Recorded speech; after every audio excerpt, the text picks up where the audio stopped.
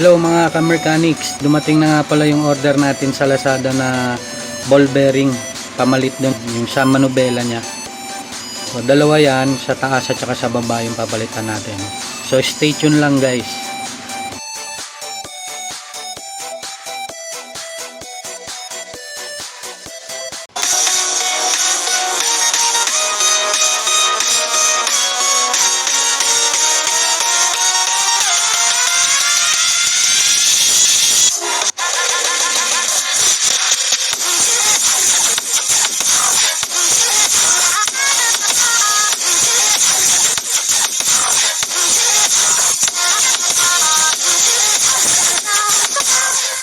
Okay guys, umpisa na natin yung pagbabaklas ng ng Honda Click 150. Papalitan na natin siya ng ball bearing.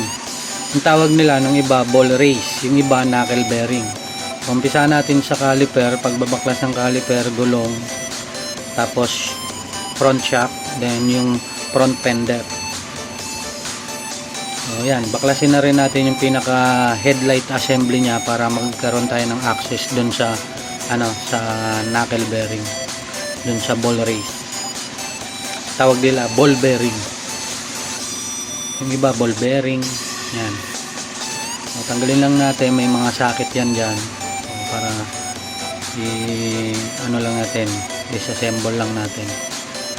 Ayan guys, sa may likod nya is 17mm socket range, then yung harapan is 14mm socket range.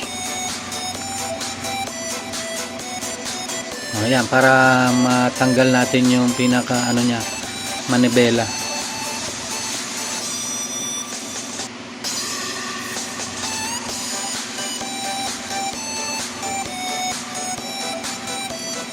Ayan, hugutin lang natin to guys para ma-access na natin yung matanggal natin yung lock ng knuckle bearing, ng ball bearing. So sa pagbabaklas ng knuckle bearing, meron siyang lock washer sa may ibabaw. Pagka may special tools yun guys.